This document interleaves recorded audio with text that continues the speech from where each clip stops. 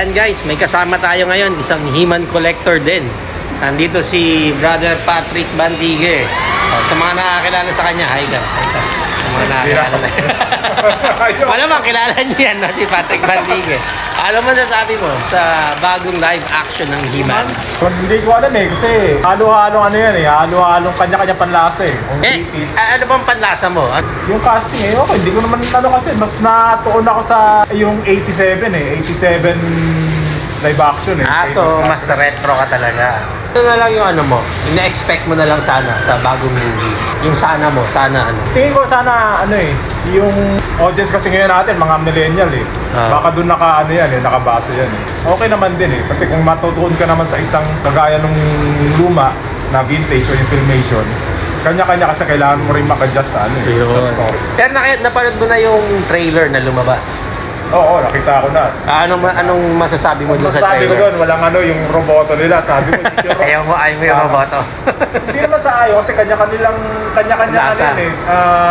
design yan ng konsepto ng design niya.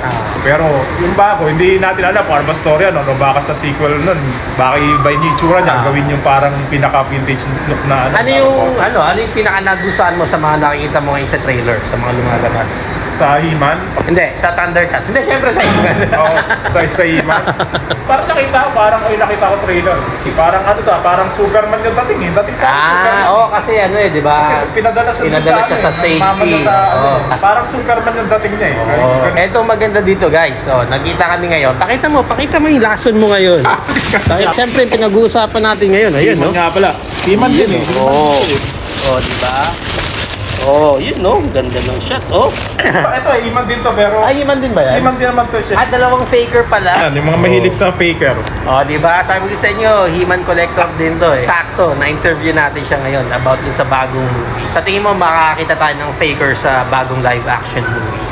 Siguro, kasi kung doon sila nakaano sa storya, sa luma, tapos mag-ano sila ng mga storya nila, gagawa nila ng para sa mga mga bagong henerasyon ngayon. Pero sino pinaka-inaasahan mong na okay na karakter ngayon? Wala namang iba, kundi si He-Man Kita ko, maka-He-Man din ako kahit na He-Man pa rin ako, kahit hindi lang yung sumusubaybay na ngayon Salamat tayo kay Brother Patrick. Ayun abangan nyo guys. Iyak yung aso. He-Man live action movie.